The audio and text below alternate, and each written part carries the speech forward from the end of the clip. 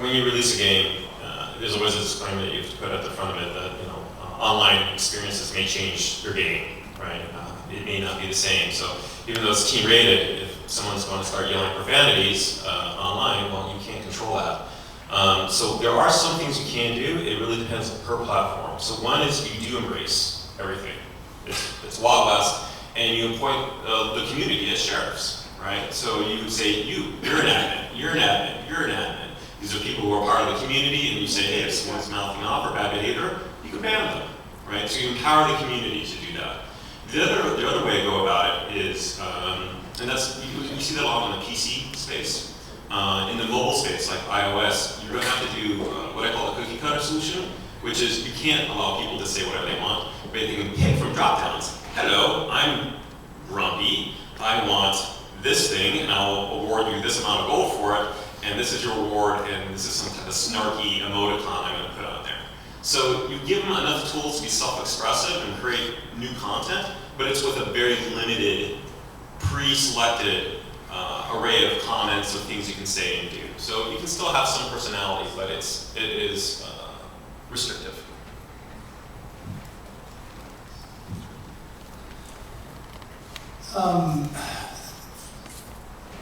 My team and myself have been thinking about this a lot, especially coming from the conscious media space. What our whole purpose is to go out there and start to make some tangible changes in the world on a variety of different levels. So right off the bat, I'm hoping that just the content itself and the purpose gives us a good starting point for that. The curation aspect is how we're seeing this thing starting to evolve, where people that are involved in each one of these projects, and then just people in the community, Alex Gray or Graham Hancock and other people that we partner up with, having them kind of push content out, push out their creativity, and get involved on top of our content and their creativity. They can help start to guide some of this, and hopefully it builds that base. I'm also in line with Ash though, that there is, once we start censoring, I believe that becomes an issue as well. So how do you walk that line of letting things take place and then letting them work themselves out, which I think is part of what we're trying to do in the world all the time.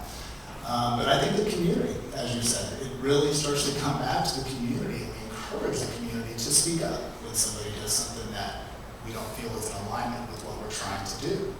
How do we get Joe Blow, that's in the middle of nowhere, but is a very active community member and puts in a lot of positive aspects to this experience, give them some of that power to say, hey, maybe not ban them, or maybe so, but what can you do to switch your language a bit, have them take a different perspective, and then let the rest of the community know that this is not okay, or this isn't something that we will support on a regular basis, and hopefully that alone starts to change people's perception and gets them to utilize the media in a responsible way. So I like that wording that you just said. This is something we cannot support on a continuing basis. Was that your last word? So, yeah, exactly. No, that was a really good phrase. Thank you. Because I'm dealing with this in my community too, and I find that if you ban people, it tends to come back to you like a ghost. It Absolutely. never really goes away. It's some people will seek out to be banned.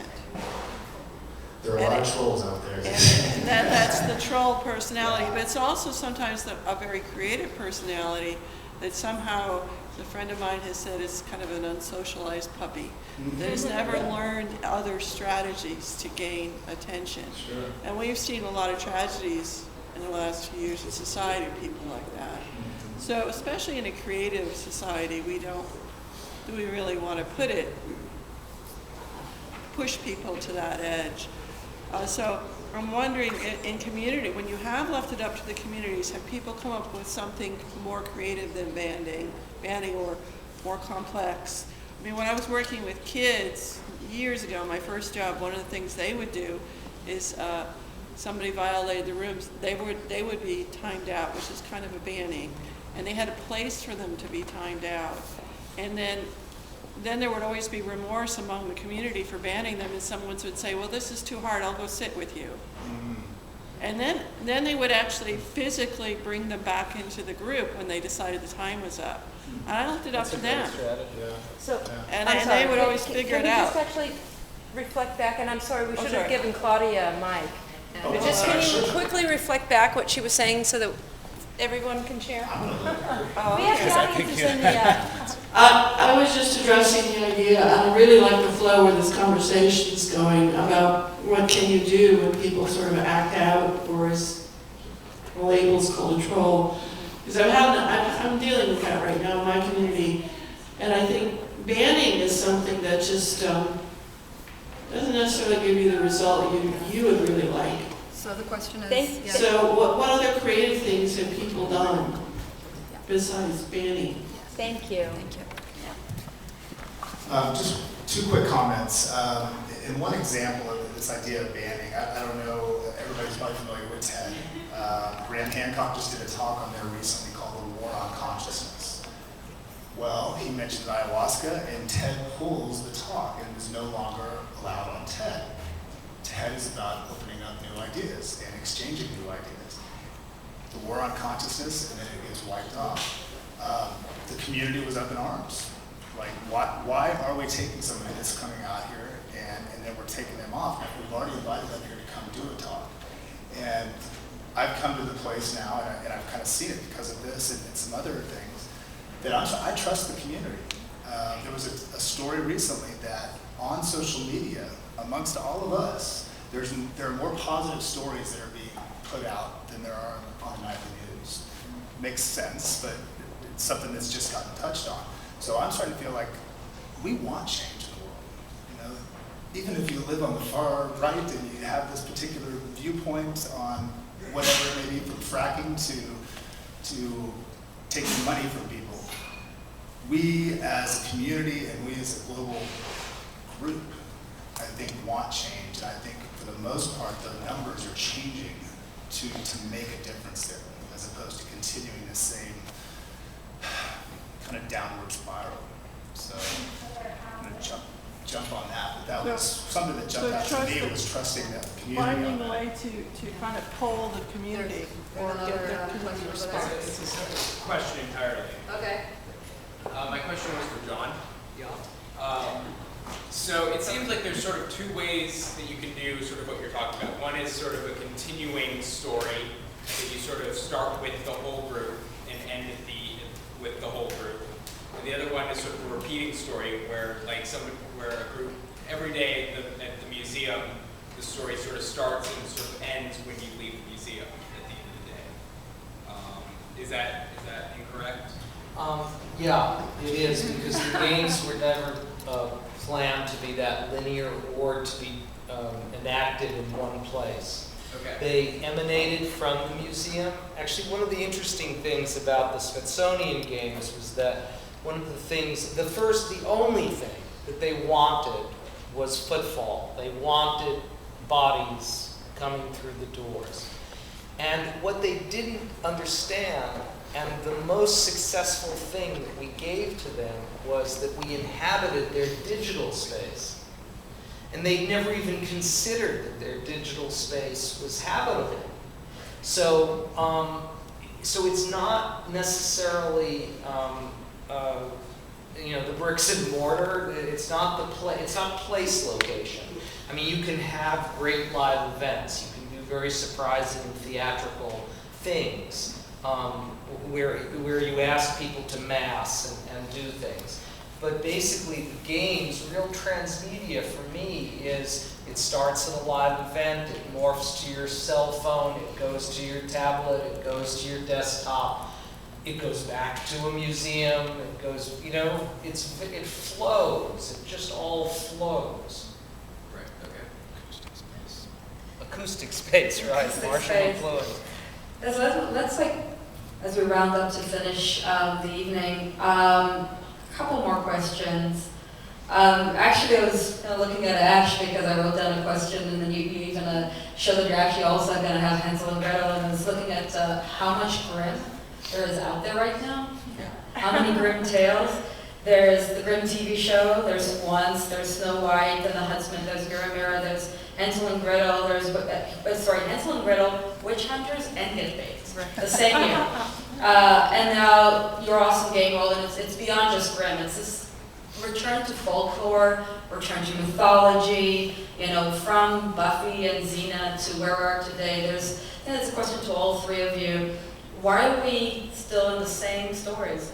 And I know that Jung actually mapped the fact that we all are here, you know, we map our consciousness around heroes, mentors, jesters, and of course, Campbell took it to the hero's journey and really showed the prototype, the blueprint of mythology, of myth. But from your different aspects, why are we still telling the same story? And are we ever going to evolve from this story? Or maybe a better question is, how do we evolve to the next story?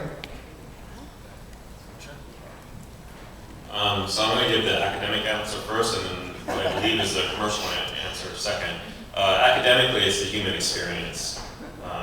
The whole spectrum of the human experience, the range of emotions we engage in, jealousy, anger, love, torment, suffering, longing, all these feelings. The parables, both dark and good and bad, trusting others, not trusting others, hard work pays off, cheating doesn't.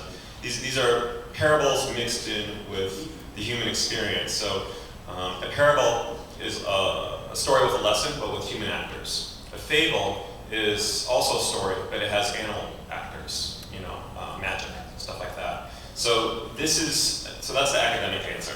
The commercial answer is Hollywood, the game industry, and everyone in entertainment. Unfortunately, we're in a highly derivative industry. People, and this is psychologically based, we buy what we know. We buy what's familiar. If someone presents you a dish that you've never seen before, it kind of smells good, but you have no idea what kind of meat is in it or vegetables, you're probably not going to eat it. You're probably going to be like, oh, that's interesting. But if it's something familiar, oh, okay, that's chicken, but you put pineapple on top, oh, that's different, then you might be more or less susceptible to try it. We're hungry for content, we're hungry for new things, but we're not going to go that far from what we're familiar with. So that's why there's all these sequels in the game industry, Halo 2, Halo 3, Halo 4, all these World War II games, you keep seeing them, and World War II will never go away. You're going to keep seeing this again and again, and you see the shift back to fables, because again, this is something that collectively, across multiple cultures, we're familiar with, right? And so all we do is take that familiarity, tweak it, and guess that, oh, it's suddenly new. Let's do the Grimm TV show, right? And so that's my answer. The reason I was drawn to the games that I have been working on is that they were the first games that I found that had beginnings, middles, and ends. And when you have beginnings, middles, and ends, then you're back to the metaphysics.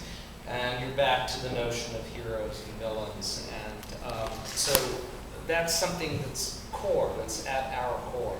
And those make stories possible. So I think that's why we keep pulling from those. To amplify what Ash is saying, my years working in and around Hollywood, everyone thinks that LA is a very progressive place. It was the most reactive town I've ever lived in. And we were just talking about this before this afternoon. It's the anomaly that is the hit. The anomaly is the hit. And then they spend the next 2 decades ripping off the anomaly. It's much easier to do it.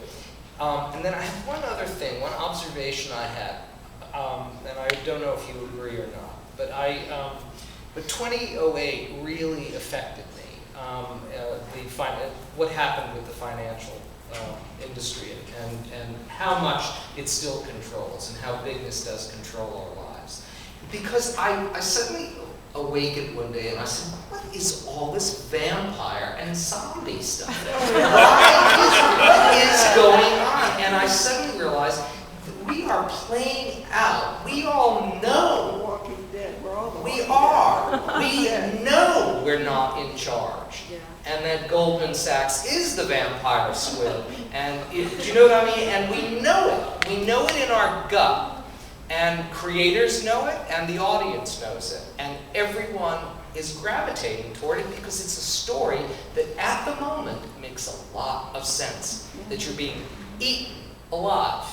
And there's not much you can do about it except have the hero with the stake or What cures zombies? You just Shotguns. Shotguns. All right. So, all right. So, I don't know if that answers the question, but that was my observation about.